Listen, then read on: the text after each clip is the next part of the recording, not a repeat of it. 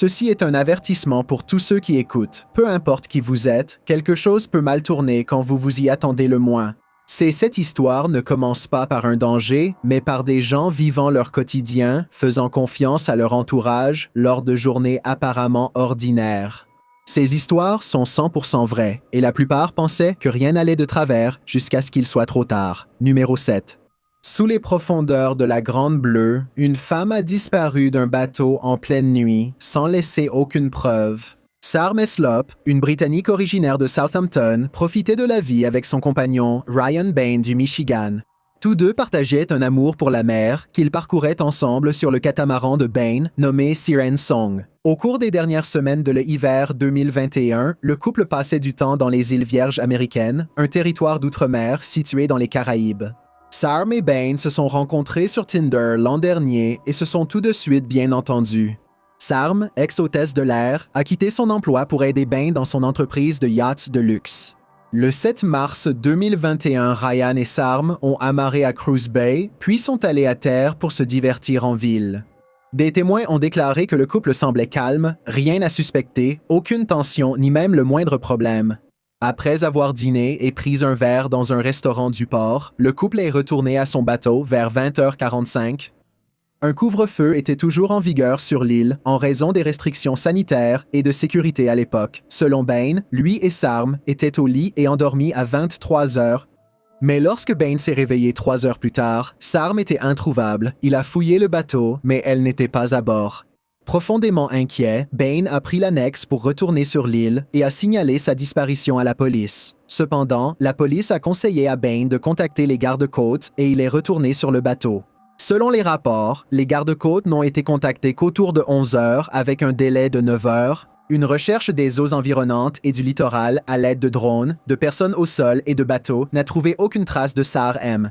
Après avoir été informé de la disparition de Sarm, sa famille a rapidement commencé à s'interroger publiquement sur les événements des heures suivantes. D'après d'autres personnes amarrées à proximité, aucune urgence n'a été signalée avant le contact avec les gardes-côtes. Un autre témoin, qui promenait son chien cette nuit-là, a cru entendre un cri venant de la direction de l'océan. Aux alentours du moment où Sarm a disparu, bien que cela n'ait jamais été confirmé ni relié à l'affaire, sa famille et ses amis la décrivaient comme une nageuse expérimentée et très attentive à la sécurité. L'idée qu'elle parte nager tard la nuit ne lui ressemblait pas. Bain a d'abord invité la police à fouiller son bateau, puis est revenu sur cette décision sur conseil de son avocat. La police locale a ensuite émis des contraventions civiles, mais aucune accusation criminelle n'a été retenue et aucune perquisition n'a été effectuée. Lors de l'enregistrement, il n'était pas confirmé publiquement que Bain avait été interrogé ni qu'une équipe scientifique avait inspecté le bateau. À la fin de l'année 2021, le yacht a été mis en vente et il a été signalé que son nom avait été retiré. La famille de Sarm a demandé la saisie et la fouille du bateau, mais aucun détail supplémentaire n'est disponible. Si cela avance, la BBC a produit un documentaire autour de l'affaire dans lequel de nouveaux détails ont émergé dans le programme. Des images de vidéosurveillance montrent Bain et Sarm marchant ensemble à 8h43 en direction de leur canot pneumatique. Ces images ont été initialement montrées à la famille de Sarm 3 ans auparavant, ce qui révèle certaines incohérences avec les témoignages précédents. La robe que Sarm aurait portée cette nuit-là n'était pas celle qu'elle portait sur les images. Il avait été initialement déclaré qu'elle portait une robe noire ornée de fleurs, mais les images la montrent portant une jupe et un haut. La robe noire n'a jamais été rendue à sa famille, ce qui leur fait penser qu'elle la portait lors de sa disparition. Un détail clé a été remarqué par la journaliste de la BBC, Tear Dundee, lors de sa couverture de l'affaire. Dundee a passé quelque temps dans les îles Vierges pour enquêter sur la disparition de Sarm et elle a déclaré que la police lui avait donné accès aux images de vidéosurveillance. L'horodatage ne correspond pas à la version des faits de Bain, a-t-il déclaré. Ils sont arrivés au bateau à 22h, mais l'heure enregistrée sur la vidéosurveillance était 20h45. Dundee avait pris une annexe jusqu'à l'endroit où le bateau de Bain était ancré et avait chronométré le trajet à 10 minutes. Cela signifie que Bain et Sarm seraient arrivés vers 21h. Cela laisse une heure entière inexpliquée. La police a déclaré vouloir lui parler davantage, mais sur les conseils de son avocat, il a refusé. 4 ans après la disparition de Sarm, Bain a publié une déclaration de 5 pages proclamant son innocence. Il y décrit leur relation comme pleine d'amour et d'attention. Il avait été présenté comme ayant un faux sentiment de suspicion. Il a défendu ses actions en disant vouloir protéger ses droits, en faisant appel à un avocat et refusant à la police l'accès au bateau. Et il a ajouté « Ma décision a été présentée comme suspecte plutôt que prudente. Bain n'a été accusé d'aucun crime et nie toute implication. » Mais les questions sans réponse continuent de troubler la famille de Sarm et les enquêteurs. Ce qui s'est passé après que Sarm soit retourné sur le bateau cette nuit-là n'a jamais été établi et aucune preuve n'a publiquement confirmé comment ou pourquoi elle a disparu. Numéro 6. Une créature bougeait. Ce live stream, apparemment inoffensif, s'est avéré être quelque chose de bien plus troublant que ce que quiconque avait imaginé. Stefan McCullough était un YouTuber originaire d'Irlande du Nord qui publiait du contenu sous le nom de Vote Saxon 07. Le contenu de Stefan était principalement axé sur des critiques et des déballages de jouets, principalement issus de la série télévisée culte Doctor Who. Bien qu'il ne soit pas au même niveau que Markiplier ou Smosh, Stefan a su conserver une base de fans dévoués qui appréciaient ses vidéos de critiques approfondies et souvent amusantes. Bien que Doctor Who soit resté son œuvre médiatique préférée, Robot Wars arrivait juste derrière. Son amour pour la série et son contenu ont attiré l'attention des participants de Robot Wars lors de la 9e saison de l'émission. L'équipe Estec a intégré Stefan dans leur service des relations médias, à sa grande joie et à celle de ses fans. Il a été promu à une présence à l'écran l'année suivante. En dehors des vidéos habituelles qu'il publiait, Stefan n'hésitait pas à partager des aspects de sa vie personnelle. Dans ses vlogs, il parlait fréquemment de sa famille et de ses amis et les incluait même dans les coulisses. Stefan était perçu comme un ami loyal et gentil. Il a même entamé une relation sérieuse avec une femme nommée Natalie McNally. En apparence, la relation semblait être un conte de fées romantique. Encore plus excitant pour le couple et les fans de Steven, c'est lorsque l'on a révélé que Natalie était enceinte de leur premier enfant. La vie de Stefan semblait prendre une excellente tournure. Il allait devenir père. Il avait réalisé son rêve de participer à Robot Wars et son contenu gagnait en popularité auprès des fans des différentes séries qu'il couvrait. Ce fut une grande surprise pour ses fans lorsque, le 18 décembre 2022, Stefan annonça un stream surprise sur YouTube seulement 2 heures avant l'heure prévue de son lancement. Cela a été un choc pour ceux qui le suivaient, car Stefan avait très peu fait de streaming par le passé. Le manque d'avertissement a provoqué une réaction mêlée de surprise et de joie chez ses fans qui se sont immédiatement préparés à regarder l'émission, intitulée « La nuit violente de Noël ». Stefan comptait jouer à Grand Theft Auto, Vice City et à d'autres jeux toute la nuit pour fêter avec ses spectateurs. Le stream a débuté comme prévu. Stefan a expliqué pourquoi il avait lancé le stream avec si peu de préavis, puis il a révélé qu'à cause de problèmes techniques, il ne pouvait pas voir le chat en direct. Ne voulant pas que cela gâche la soirée, il a demandé au chat de discuter entre eux. Le stream en lui-même n'avait rien d'inhabituel. Il a joué une grande partie de l'histoire de Vice City pendant plusieurs heures avant de passer au jeu Robot Wars sur console lors de la dernière heure du stream. Après avoir terminé, il a souhaité une bonne nuit et de bonnes fêtes à ses spectateurs avant de couper le stream. Tout semblait normal, mais le lendemain, les spectateurs ont eu un énorme choc. Les services d'urgence ont reçu un appel de Steven au domicile de Natalie le lendemain matin. Il a affirmé être arrivé chez Natalie et l'avoir trouvée grièvement blessée, apparemment à la suite d'une attaque. Malheureusement, rien n'a pu être fait pour sauver Natalie. Lorsque les premiers intervenants sont arrivés, Stefan a été emmené au commissariat pour être interrogé et à ce stade, les enquêteurs pensaient que le direct pouvait justifier sa localisation. Une enquête policière a permis de retrouver plusieurs témoins et des images de vidéosurveillance montrant un homme voyageant en bus de Dunmurray à Lurgan, un trajet de 90 minutes. L'homme portait un sweat à capuche gris, un pantalon sombre et un sac de course vert. Le chauffeur de bus l'a vu faire tomber de la monnaie en payant. L'homme portait 2 paires de gants, des gants d'hiver par-dessus des gants en latex jaune. La vidéosurveillance a capté le même homme entrant dans le complexe de maisons en rangée où vivait Natalie. Les voisins ont dit à la police qu'ils avaient entendu des bruits et ce qui ressemblait à un cri de femme. Vers 21h, avant que tout ne devienne silencieux, la vidéosurveillance a filmé l'homme quittant le complexe vers 21h30. Un peu plus tard, un chauffeur de taxi a pris l'homme en charge et l'a conduit à Lisburn. L'homme a payé la course puis est entré dans une maison voisine, selon la police. Son apparence correspondait à la carrure et à la description générale de Steven. De plus, il vivait à Lisburn et l'endroit où le chauffeur de taxi l'a déposé n'était qu'à quelques pas de la maison de Steven. Selon les enquêteurs, cela est devenu une zone d'intérêt dans l'enquête, mais à ce stade, les enquêteurs pensaient que le direct pouvait expliquer où il se trouvait.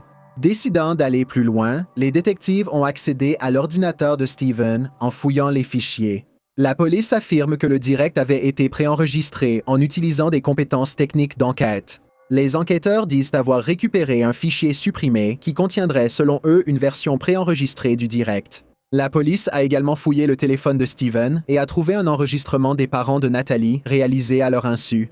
Stéphane a visité ses parents peu après sa mort et la police a révélé que son téléphone avait enregistré de l'audio chez eux à leur insu. L'enregistrement a duré environ 1 heure avant qu'il ne revienne, disant qu'il avait oublié son téléphone. Selon les enquêteurs, il est supposé que Stéphane a enregistré les McNally pour savoir s'il le soupçonnait du crime. Sur la base de ces éléments de preuve, Stéphane McCullough a été arrêté et inculpé, son arrestation faisant la une des journaux. La diffusion en direct est devenue virale. En janvier 2026, Stéphane reste en détention en attendant son procès. Stéphane McCullough nie l'accusation et aucun verdict n'a été rendu. Le procès a été ajourné jusqu'à la nouvelle année en novembre 2025. C'est considéré comme la première fois qu'un faux direct a été utilisé comme alibi dans une affaire aussi médiatisée. Numéro 5. Le véritable cauchemar a commencé lorsqu'il s'est réveillé. Un homme est entré dans un commissariat et a dit aux policiers qu'il pensait avoir tué 2 personnes, sans se souvenir comment. Il ne se souvenait que de flashs d'images. Puis il s'est retrouvé au volant, conduisant la nuit dans les rues animées de Scarborough, le cœur battant. Il a couru au commissariat le plus proche, s'est précipité à l'intérieur, s'est appuyé au comptoir et, surprenant la réceptionniste, a éclaté en sanglots. « Je crois que je viens de tuer 2 personnes », dit-il entre 2 sanglots. Alors que les agents du commissariat tentaient d'évaluer la situation devant eux, les secours étaient déjà sur les lieux de l'horreur. Une femme gisait sans vie au sol tandis que son mari avait des difficultés à respirer. Les victimes étaient Denis et Barbara Woods, tous deux âgés d'une 40aine d'années. Le couple avait été attaqué à leur domicile par leur gendre, Kenneth Parks. Alors que l'attaque était annoncée à la radio, les policiers comprirent que l'auteur était le même homme venu en sanglotant. Qu'est-ce qui a mené à cela? Pourquoi Parks a-t-il soudainement attaqué ses beaux-parents, des personnes qu'il adorait et qui l'adoraient en retour? Pourquoi Parks ne pouvait-il pas se souvenir complètement de ce qui s'était passé? Pour expliquer cela, nous devons remonter dans le temps, avant que leur monde ne soit bouleversé à jamais. Kenneth Parks était décrit comme une personne aimante. Il connaissait la famille Woods depuis des années, ayant rencontré leur fille au lycée. L'épouse de Parks, rebelle, a eu un temps une relation tendue avec ses parents. Cela a duré jusqu'à ce qu'elle rencontre Kenneth et que tous deux nouent un lien fort. C'est même grâce à la suggestion de Kenneth qu'elle s'est réconciliée avec sa famille. Il voyait la famille Woods comme celle qu'il aurait aimé avoir. Il entretenait une bonne relation avec Barbara et, lorsque le moment est venu où Kenneth a demandé leur fille en mariage, Barbara et Denis étaient submergés de joie. Pour eux, c'était un rêve devenu réalité et une union parfaite. Ce ne serait pas un grand changement pour eux, car Kenneth était déjà considéré comme un membre de la famille. Cette image ne présente pas un homme aux tendances violentes, ni ne montre de ressentiment envers ses beaux-parents. Pour tous ceux qui le connaissaient, cet acte était à des années-lumière de son caractère. Les proches et les amis le décrivaient comme un géant doux. Lorsque sa femme lui a rendu visite au commissariat, elle s'attendait à une explication. Elle est repartie avec encore plus de questions. Parks ne pouvait expliquer ses actes, ni se souvenir clairement des événements. Rien n'avait de sens, même pour lui. Il savait seulement avoir commis un acte horrible et que sa vie ne serait plus la même. Une fois rétabli, Denis a parlé aux détectives de ce qui s'était passé. Kenneth est soudainement apparu à leur porte vers 4 heures du matin et est entré avec une clé de rechange. Il errait dans la maison, poussant des grognements incohérents. Lorsque Barbara a tenté de lui parler, Kenneth l'a soudainement attaquée. Elle s'est enfuie et Kenneth est monté à l'étage où il a attaqué Denis. La police a également découvert que le couteau appartenait à Denis et Barbara, ce qui les a amenés à penser que Barbara l'avait saisi et brandi pour dissuader Kenneth de poursuivre son attaque. Au lieu de cela, il a saisi le couteau par la lame et l'a désarmé. C'est alors qu'il a repris son agression contre Barbara avant de quitter la maison. Tragiquement, Barbara n'a pas survécu. Les enquêteurs ont approfondi la vie personnelle de Kenneth. Sa femme a révélé que Kenneth était devenu accro au jeu, accumulant une importante dette pour couvrir ses pertes. Il a détourné de l'argent de son travail jusqu'à être découvert et licencié, alors que sa femme était enceinte de leur premier enfant. Kenneth a menti, prétendant avoir un nouvel emploi, et a repris les paris hippiques. Ses dettes augmentant, il a emprunté à des usuriers puis falsifié la signature de sa femme pour retirer de l'argent de son compte. Lorsqu'elle l'a découvert, elle était furieuse et l'a relégué à dormir sur le canapé. Kenneth a passé plusieurs nuits sans sommeil, croyant que son mariage était terminé et que sa vie était en ruine. Cependant, sa femme a discuté avec lui le lendemain en proposant un plan. Ils vendraient leur maison, rembourseraient leur employeur, puis repartiraient à zéro. Mais ils auraient besoin de demander l'aide des parents de sa femme. Cela signifiait qu'il devrait avouer ses fautes aux personnes qu'il chérissait, une idée qui le terrifiait. Malgré cela, il accepta, souhaitant à la fois sauver son mariage et avouer ce qu'il avait fait. Même si cela a donné une nouvelle dimension à Kenneth, cela n'expliquait pas ses actes. L'histoire familiale de Kenneth révélait un schéma de parasomnie, un trouble du sommeil caractérisé par des comportements anormaux pendant le sommeil profond, non REM. Souvent, cela peut amener les individus à accomplir toute une série d'activités comme s'ils étaient parfaitement éveillés, y compris conduire sur de longues distances. Sur cette base, Kenneth a accepté de suivre plusieurs séances de thérapie du sommeil. Les résultats ont montré que Kenneth passait du stade 4, le niveau de sommeil le plus profond, directement à l'éveil, sans traverser les autres stades. Cela provoque du somnambulisme, car il n'est pas totalement réveillé lors de cette transition. Certaines personnes atteintes peuvent devenir agressives si on les réveille brusquement. Ces épisodes sont aggravés lors de périodes de stress intense, comme la situation dans laquelle Kenneth s'est retrouvé pendant le procès, ont témoigné plusieurs experts qui ont étudié son cas. Il souffrait d'un trouble du sommeil et faisait du somnambulisme pendant toute l'épreuve. En raison de la familiarité de ce trajet de 20 km de chez lui à Pickering jusqu'à la maison de ses beaux-parents à Scarborough, son cerveau pouvait faire le trajet à sa place. Alors qu'il était totalement inconscient lorsque Barbara a tenté de le réveiller, cela l'a plongé dans une violente crise qui a conduit à l'attaque. Selon une théorie présentée par un témoignage d'experts, Kenneth rejouait essentiellement les activités du lendemain, le jour où il aurait admis sa dette, son chômage et le vol sur le compte d'épargne de sa femme. Sur la base des preuves présentées par la défense, Kenneth Parks a été acquitté. Numéro 4. De la joie de Noël à une flambée de peur. Le matin de Noël, un avertissement enregistré a retenti dans le centre-ville de Nashville quelques instants avant qu'un camping-car n'explose. C'était le matin de Noël 2020 à Nashville, Tennessee. L'année avait été marquée par l'anxiété dans le monde entier.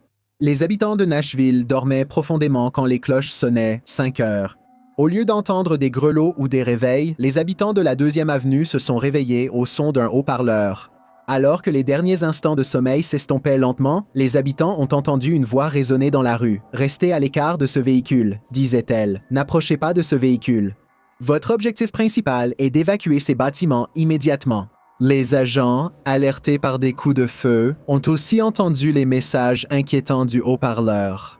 En s'approchant de la rue, ils sont tombés sur un camping-car garé à côté de l'installation réseau d'AT&T. Autour du camping-car se trouvaient les haut-parleurs. Les messages tournaient en boucle sur un enregistrement. Les agents ont aussi vu plusieurs caméras orientées autour du camping-car. Agents et habitants étaient confus, mais il était clair qu'il se passait quelque chose d'étrange. Puis arriva l'avertissement tant redouté. L'enregistrement signalait un compte à rebours de 15 minutes et demandait aux gens de quitter la zone. À présent, réalisant la gravité de la situation, les agents ont appelé des renforts par radio ainsi que l'unité des dispositifs dangereux. Les piétons étaient redirigés hors de la zone et d'autres agents évacuaient les rues et planifiaient une évacuation. Il était 6h30 du matin, alors que les agents attendaient l'arrivée d'autres secours. Le matin fut interrompu par une lueur orange, des flammes qui s'élevaient et une détonation assourdissante. Des débris volaient dans la rue, accompagnés de flammes et de verres brisés. Un agent se trouvait dans la zone de l'explosion quelques instants auparavant, mais il était retourné à son véhicule au coin de la rue juste à temps. Les agents ont mis leur gilet pare-balles et sont revenus. Le camping-car avait disparu, réduit à du métal tordu et englouti par les flammes. Une onde de choc a endommagé plusieurs commerces et habitations, un bâtiment s'étant partiellement effondré à cause de l'explosion. La matinée était envahie par le bruit des alarmes de voitures et d'incendies. Les agents sur place ont transmis la situation aux centrales, les pompiers et les services médicaux sont arrivés sur les lieux quelques minutes après l'explosion et sont immédiatement passés à l'action. 41 établissements ont subi des dégâts et 8 passants ont été blessés, mais ils ont été autorisés à quitter l'hôpital plus tard dans la journée. Tout le pâté de maisons a été évacué et fouillé à la recherche d'autres engins, mais heureusement, aucun n'a été trouvé. Lorsque les premiers intervenants se sont approchés du camping-car détruit, il a été découvert qu'il y avait un occupant dans le véhicule au moment de l'explosion.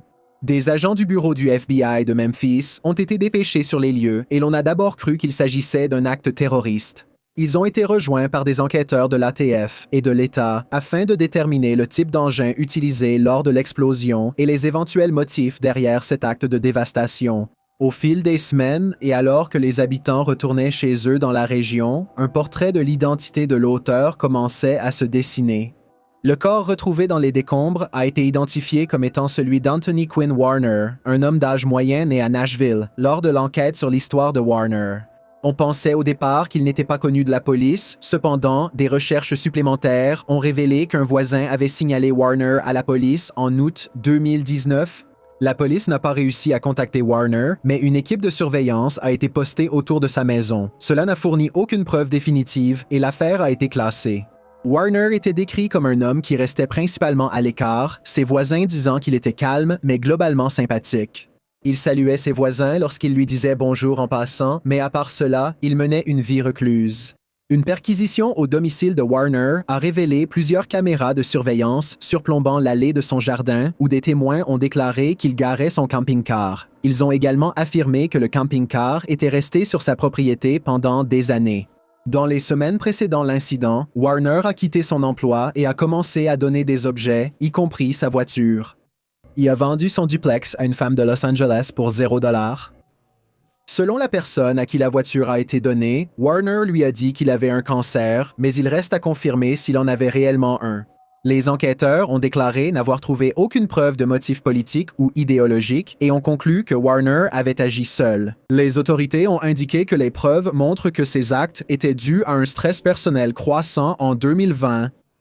Un voisin avait vu Warner quelques jours auparavant, alors qu'il récupérait son courrier. Les deux se sont salués et le voisin a demandé à Warner s'il attendait quelque chose de bien du Père Noël. En réponse, Warner a dit « Oui, je vais être célèbre. Je vais être tellement célèbre. Nashville ne m'oubliera jamais. Numéro 3. » Ils avaient des yeux et des oreilles partout. Ces élèves ont reçu des ordinateurs portables gratuits pour l'école, sans savoir que les caméras pouvaient être activées à distance.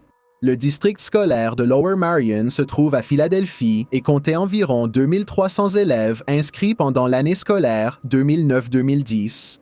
À cette époque, smartphones, ordinateurs portables et tablettes étaient plus répandus. Cela a dû être une agréable surprise pour les élèves de Lower Marion lorsque le district a annoncé qu'un ordinateur portable serait fourni à chacun d'eux.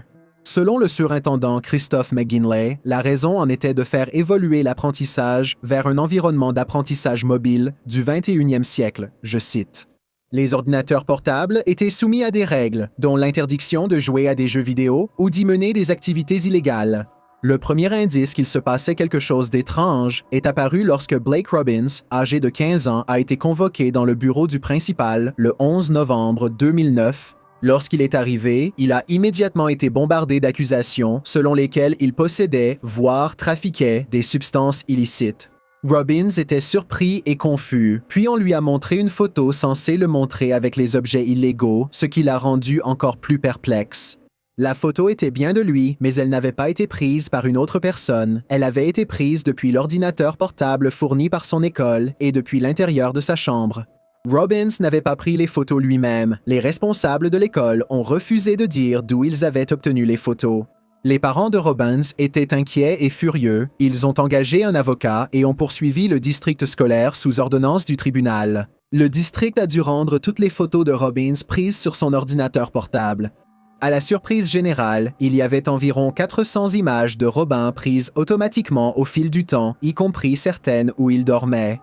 Suite à cette révélation, le FBI a annoncé une enquête pour déterminer si les webcams des élèves avaient été activées sans notification ou consentement approprié. Alors que les agents collectaient des preuves, Robbins et sa famille ont été examinés de près. On a affirmé que le procès visait seulement à obtenir de l'argent.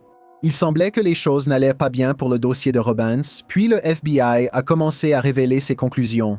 Ils ont découvert que les ordinateurs portables de l'école avaient un logiciel nommé Theft Track. C'est une application qui permet à une personne de prendre des photos à distance avec la caméra de son ordinateur portable en cas de vol de celui-ci. En outre, 36 autres ordinateurs portables fournis par l'école ont pris à distance des photos d'élèves sans leur consentement ni information préalable. La sœur de Robin, Paige, a expliqué à quel point l'idée qu'il puisse exister des photos inappropriées d'elle était terrifiante. Le district a affirmé que le logiciel n'était utilisé que lors de soupçons de comportement non éthique et non pour prendre des photos embarrassantes. Le FBI n'a pas engagé de poursuite. Quant à la photo qui a déclenché le scandale, le FBI a déterminé que l'objet que Robbins tenait n'était pas une substance illégale, mais en réalité une barre de chocolat déformée. Numéro 2.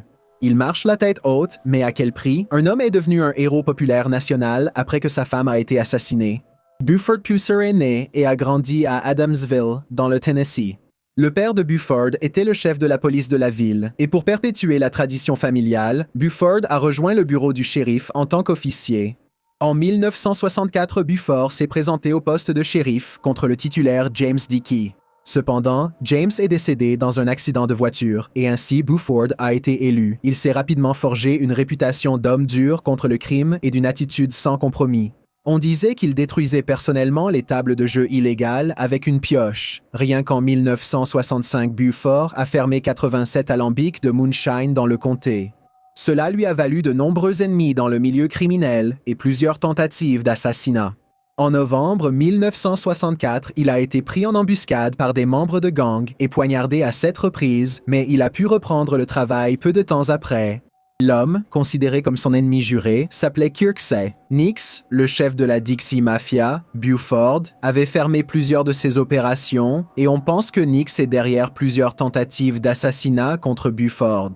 En 1966, Buford a répondu à un appel concernant un vol et s'est retrouvé face à Louise Adcock. Elle a tiré sur Buford, le touchant à 3 reprises.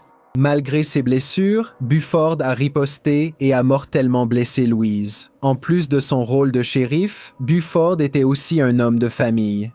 Il a rencontré sa femme, Pauline, à Chicago alors qu'il travaillait comme catcheur. Ils ont eu une fille nommée Dwana et tous les 3 sont retournés à Adamsville au début des années 1960. Le matin du 12 août 1967, Buford était chez lui lorsqu'il a reçu un appel téléphonique concernant un trouble sur une route secondaire. Sa femme l'a accompagné sur les lieux et ils sont repartis peu de temps après. À l'approche des lieux, Buford a déclaré qu'une autre voiture les a rejoints et a tiré. Il a finalement arrêté sa voiture dans un fossé. Lui et sa femme ont été grièvement blessés, tandis que le véhicule poursuivant s'est enfui à toute vitesse. Buford a subi de graves blessures et est resté à l'hôpital pendant 18 jours avec d'autres interventions chirurgicales par la suite. Malheureusement, sa femme n'a pas survécu. Accablé par le chagrin, Buford a juré de venger sa femme et de traduire les suspects en justice. Buford a affirmé que Nix était derrière l'attaque et que cela avait été fait en faveur du mari de Louise. Nix a nié avoir été impliqué dans l'attaque, mais la pression exercée sur lui par Buford et le bureau du shérif l'a forcé à fuir. Il a finalement été condamné pour un autre crime en Louisiane et a reçu la prison à vie. Un autre auteur présumé était un tueur à gages connu dont le corps a été découvert 2 ans après l'attaque dans le Mississippi. L'affaire restant non résolue, certains ont suggéré que Buford pourrait être responsable, alimentant ainsi sa légende grandissante.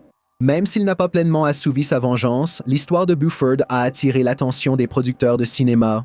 En 1973, un film autobiographique intitulé Walking Tall est sorti au cinéma. Il dramatise la vie de Buford et les événements qui ont précédé et suivi l'attaque. À la fin du film, l'histoire de Buford est présentée comme ayant inspiré les habitants de la ville à vandaliser les établissements appartenant à la mafia Dixie. Il est devenu un héros populaire à travers le pays. Sa vie a été tragiquement écourtée en 1974 lorsqu'il a percuté un talus avec sa voiture juste à la sortie d'Adamsville. L'histoire de Buford a continué d'être un argument de vente avec Walking Tall, qui a eu droit à 3 suites cinématographiques, une série télévisée et un remake en 2004 avec Dwayne Johnson dans le rôle principal. Ce que le public ne savait pas, c'est que le bureau d'enquête du Tennessee avait toujours le dossier ouvert et continuait activement d'enquêter sur l'attaque, tout au long de l'enquête. Plusieurs aspects de la vie et du mariage de Buford ont été découverts et c'était loin d'être parfait. Des sources affirment que Pauline a cherché à quitter son mariage dès 1964, bien qu'aucun divorce n'ait eu lieu. Cependant, il est connu qu'elle a été soignée pour un nez cassé peu de temps avant l'attaque. Ceux qui connaissaient les Pucers trouvaient étrange que Pauline veuille accompagner son mari lors d'une intervention. Cependant, les gens ont cru Buford quand il a dit que lui et sa femme avaient été attaqués par Nix. En novembre 2025, le bureau d'enquête du Tennessee a publiquement soulevé une théorie troublante qui remettait en cause la version des faits longtemps acceptée. En examinant les conclusions du médecin légiste, le docteur Michel Revel a découvert plusieurs blessures sur Pauline, ce qui contredisait le témoignage de Buford. Les blessures ne correspondaient pas aux impacts de balles dans la voiture. Revel a conclu que Pauline avait été tuée à l'extérieur, puis placée sur le siège. Un examen de la blessure de Buford à la joue, des brûlures et des traces de poudre a montré qu'il avait été touché à bout portant et non depuis un autre véhicule. Sur cette base, les enquêteurs du bureau du Tennessee ont indiqué que les preuves remettaient sérieusement en cause l'exactitude du récit de Buford. Les enquêteurs ont supposé que la scène avait pu être fabriquée, mais aucune accusation n'a été retenue. Nous ne saurons jamais ce qui s'est vraiment passé ce jour-là. Numéro 1. La terreur dans les couloirs du sein. Une femme est arrivée tôt pour donner un cours de sport et a croisé quelqu'un portant un équipement complet du SWAT à l'intérieur d'une église. Missy Beavers était une mère de 3 enfants née au Texas. Elle travaillait comme coach sportive pour les bootcamps Camp Gladiator. Missy était l'instructrice principale du camp Gladiator local. Elle exerçait sur le parking de l'église Creekside Church of Christ à Midlothian, au Texas. Missy a informé les participants que le cours du 18 avril 2016, son dernier, aurait lieu à l'intérieur de l'église en raison de violents orages. Les images de vidéosurveillance montrent Missy arrivant à l'église à 4h18 du matin avec son équipement, puis entrant pour préparer son cours. À 5h du matin, un participant est entré dans l'église et a été choqué de trouver Missy allongée sur le sol. Les secours sont arrivés peu après, mais il était déjà trop tard. L'incident a provoqué une onde de choc dans toute la ville, alors que la famille de Missy était rejointe par des amis et des membres de la communauté dans leur chagrin face aux circonstances horribles. La police a déterminé qu'il s'agissait d'un acte criminel, Missy présentant plusieurs blessures à la tête. Les enquêteurs ont commencé à recueillir des preuves immédiatement et ont vérifié les enregistrements de vidéosurveillance de l'église. À l'heure indiquée de 4 heures du matin, les caméras ont filmé une silhouette mystérieuse dans les couloirs de l'église. Le suspect était vêtu d'un équipement tactique de type SWAT, d'un casque lourd, d'une cagoule, de ce qui semble être un gilet tactique et de bottes de combat sur le gilet. Le mot « police » est-il écrit en gras? L'individu a été vu en train de marcher dans les couloirs, de briser des vitrines et d'essayer d'ouvrir des portes dans le couloir de l'église. Le suspect possédait un pied de biche, ce qui serait la façon dont il est entré dans l'église, et a ensuite attaqué Missy Beavers car le suspect avait tous ses traits complètement couverts. Ils n'ont pas pu déterminer l'identité, ni même le sexe de l'individu sur la base des techniques et calculs médico-légaux, ont-ils déclaré. La personne mesure environ 1,73 m et marchait avec une démarche reconnaissable. Cette découverte a semé l'inquiétude dans toute la communauté. Les vêtements semblent être un véritable uniforme du SWAT. Ce qui reste également un mystère, ce sont les motivations du suspect, étant donné qu'il brisait des vitres et tentait d'accéder à des portes verrouillées, ce qui pourrait indiquer un vol. Cependant, il n'y a aucune information indiquant si quelque chose a été volé. Missy aurait été décrite comme n'ayant aucun ennemi, ce qui rend peu probable l'hypothèse d'un acte ciblé. Toutes les personnes proches de Missy ont été interrogées par la police et écartées comme suspects, principalement parce qu'elles avaient des alibis confirmés. En 2026, l'affaire reste non résolue. Malheureusement, le manque de preuves matérielles a complètement bloqué l'enquête. C'est ce qui rend ce crime si troublant. Malgré les enregistrements vidéo, les enquêteurs n'ont pas réussi à identifier la personne. Et s'il vous plaît, suivez-moi sur Instagram à Dilani Chilinit avec des tirets bas à la place des espaces X sur YT-Chills et sur TikTok à Chills. Ce podcast a été réalisé en collaboration avec Jonah et Karina. À la prochaine, au revoir.